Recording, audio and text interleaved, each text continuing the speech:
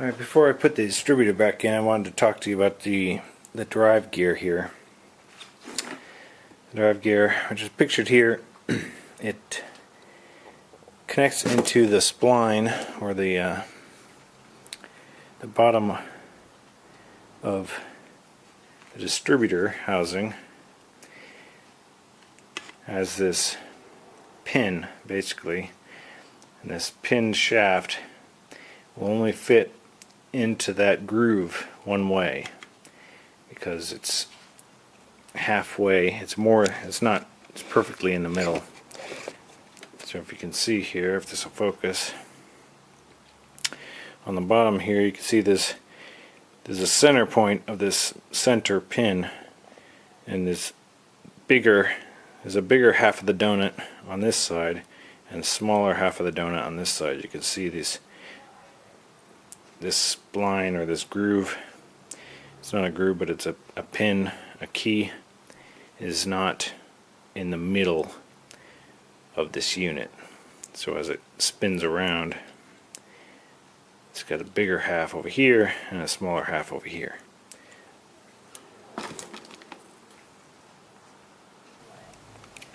Okay, so when we're looking at this drive gear, there's procedures in the manual here to uninstall and reinstall it. I just wanted to cover a little bit about that while it's accessible, so that you can see what we're talking about. It talks about turning the crankshaft pulley to approximately 8 degrees before top dead center, number 6 piston on the compression stroke. And then it also says the valves of the number 1 piston rocking. Now that's a little bit confusing to me because my car for some reason doesn't work like that. So I'm going to show you what I'm looking at here on my engine. Maybe it's the same for yours, so maybe this will help you out. Okay, so here in the engine we wanted to get the number 6 cylinder to be 8 degrees before top dead center on the compression stroke. So what I've got here is a compression gauge. I hooked it up to the number 6 spark plug well, and as you can see here, I've just pushed the car forward slightly and I got a compression reading, so we know that the number 6 is on the compression stroke.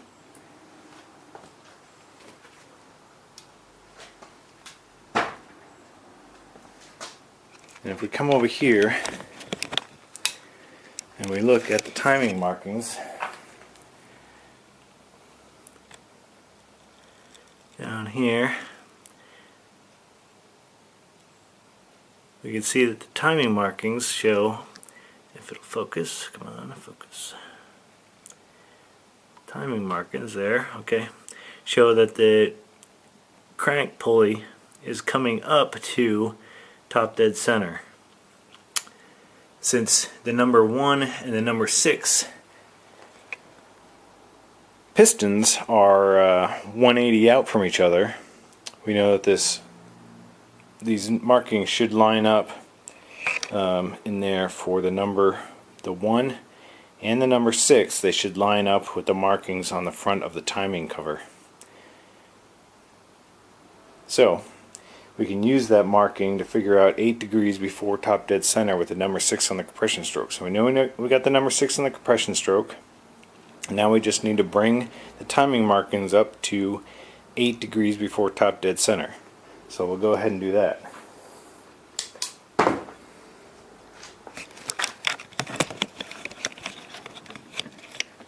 Okay, so what I'm doing here is I'm gonna move the car forward until I see the timing marks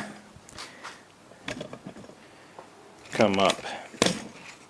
So you might not be able to see it in this shot, but I'm going to move the car forward and the timing markings will come up to line up with 8 degrees before top dead center. So here they come up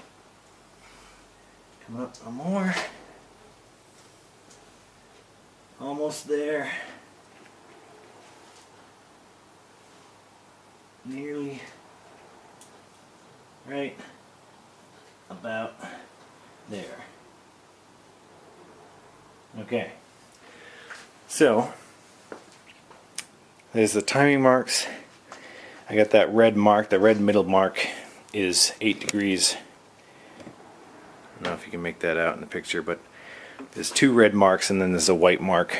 So I got the middle red mark, which is 8 degrees for top dead center, is on the 0 marking on the timing chain cover, or the top dead center marking on the timing chain cover. So that's set. We got that lined up right. Now the book says when we're on the compression stroke 8 degrees before top dead center on the number 6, these should be rocking, but mine aren't. Well, let me show you what I'm talking about here, because I didn't have that in the frame. So right here we got the rockers. The valves should be rocking. There's no play in either of these, and I've just kind of proven to myself that I got 8 degrees before top dead center with the number 6 on the compression stroke, and there's no rocking motion here on either of these two valves. And you can definitely see what happens when they rock, because they will move. Here, I'll find ones that do it. You can, I don't know if these ones are in the frame.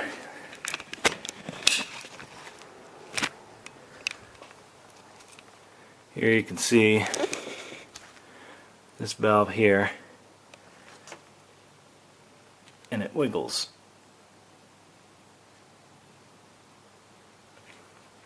This one does not. This one does not. This one does not. So, according to the book, they should wiggle. They should rock back and forth. But they don't. So, not quite sure why that is. But I do have it set up correctly. And now this is what the spline or the groove should look like in that drive gear. Now, if I go to the car and check out what mine looks like, it doesn't look like that. Mine has, the groove is past, if I'm looking at it dead on from the side of the car here, the right tire, looking at the engine from the side, and the spline or the groove is got it's probably pointing at about 11:30. You can see the groove there is pointing at about the 11:30. If I think of a clock, 12 o'clock being straight towards the engine, it's about at 11:30. And we're looking for the big half of the groove, or the big half of the donut. If you think of the whole thing as a donut, the big half should be towards the right, which it is, but it should also be pointing away from the engine, which it isn't. So I don't know if there's some internal gearing in there that was installed incorrectly, or what, if there's play that can be introduced over time, or I don't know how all the internals work, but that's not the way it should be if I'm going off of what the book says. Alright, well, I got this out. I'm going to show you how to remove this. It says to get a fine threaded bolt and drive the bolt down into the center. Then you can thread it on and then pull it out. But you can do it with a pair of vice grips. Just don't squeeze too hard. Don't mar the surface. You don't have to. It'll come out very easily. You just kind of grab onto the edge, and then as you pull up, twist, and it'll come out of its grooves. And then you just give it a little wiggle, and it comes right out. So there's the unit out of the vehicle.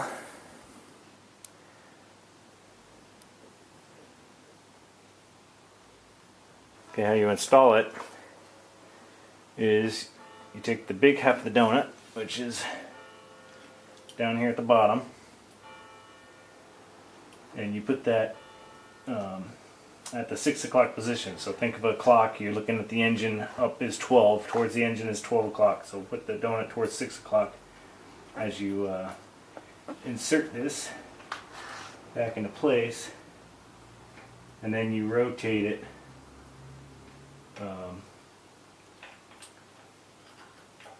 and mine, and you'll feel it when it goes down in there. When it seats down in there without this top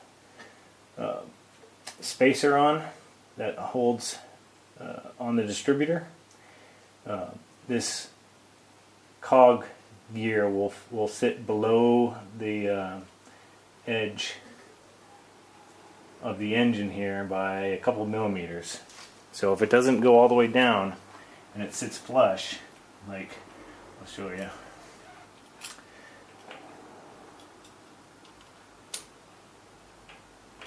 like that, if it sits flush here, then it's not all the way in.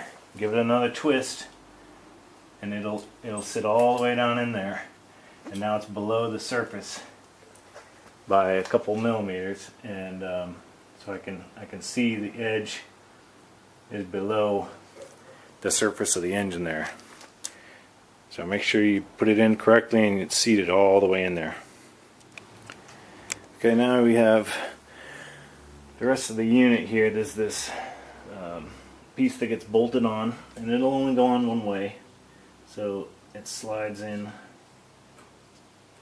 here, and then these bolts are not exactly 180 out from each other, so they'll only fit on one way.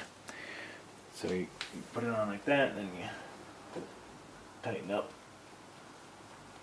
the forward or the front and the back bolts.